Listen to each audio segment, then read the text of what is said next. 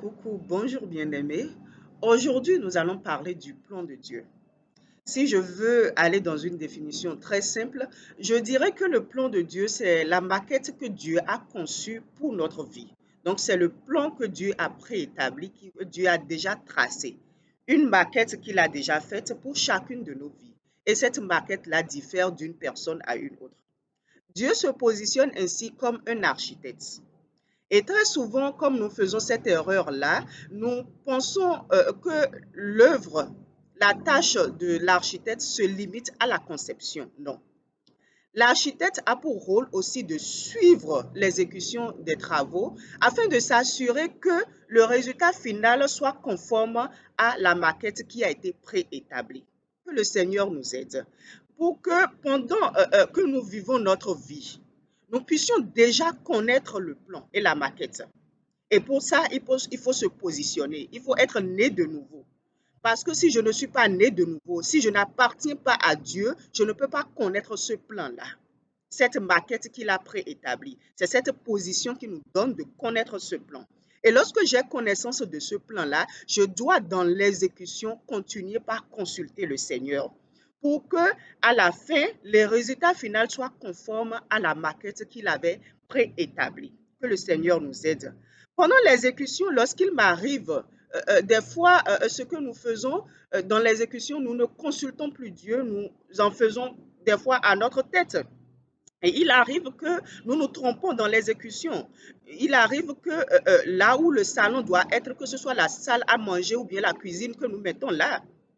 Mais pendant que ça se passe comme ça, et si Dieu doit intervenir à nouveau, il ne construira pas le bon plan sur le mauvais que nous avions fait. Non, il cassera tout et il enlèvera toute mauvaise fondation afin de planter maintenant sa bonne fondation, afin de construire maintenant son plan, cette maquette-là que lui, il avait établie. Cela se passe exactement de la même manière dans notre vie.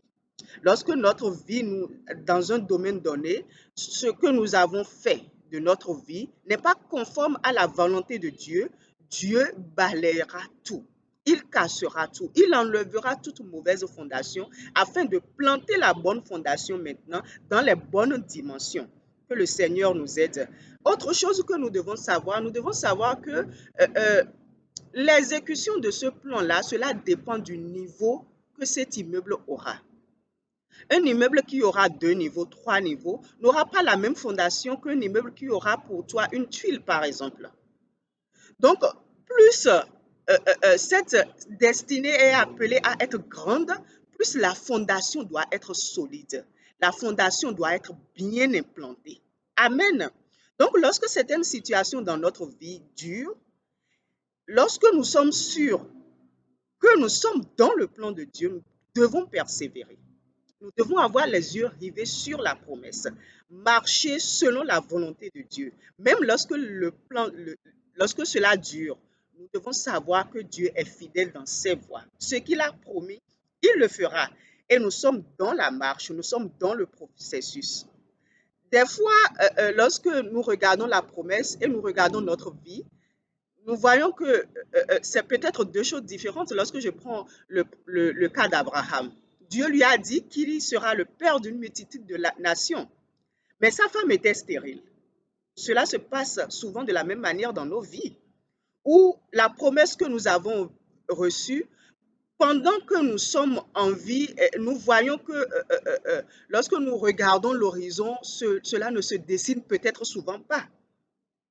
Mais que le Seigneur nous apprenne à regarder avec les yeux spirituels et savoir que le Seigneur est en train de planter une bonne fondation afin que cette fondation-là puisse tenir, puisse pouvoir garder le plan que lui, il a préétabli parce que c'est une grande destinée. Amen. Nous ne devons pas aussi tricher le plan d'une autre personne parce que cette maison une maison qui est positionnée ici, le plan de cette maison n'est pas le même que le plan d'une autre maison qui est à côté. Lorsque je prends l'exemple du service dans la maison de Dieu, ce n'est pas parce que ma sœur a reçu l'appel de servir le Seigneur dans le groupe de chorale que je dois regarder cet appel-là et le copier dans ma vie. Non, cet appel n'est pas le même. Je dois chercher la volonté de Dieu pour moi, là où Dieu veut que je le serve réellement, parce que la maquette de l'autre n'est pas ma maquette. Que le Seigneur nous aide à ce que dans notre vie, nous puissions réellement être proches de Dieu, être dans cette intimité-là, parce que nous sommes des enfants de Dieu, recevoir des instructions de lui dans notre marche avec lui, que le Saint-Esprit nous aide réellement à ce que notre destinée, la réalisation finale du plan, notre vie en fin de vie, que cela soit réellement conforme à la maquette préétablie. C'est notre défi dans la vie chrétienne que nous avons. Que à la fin de mes jours, je puisse dire tout est accompli. Que la réalisation est conforme à la maquette. Soyez bénis et très bonne journée à vous.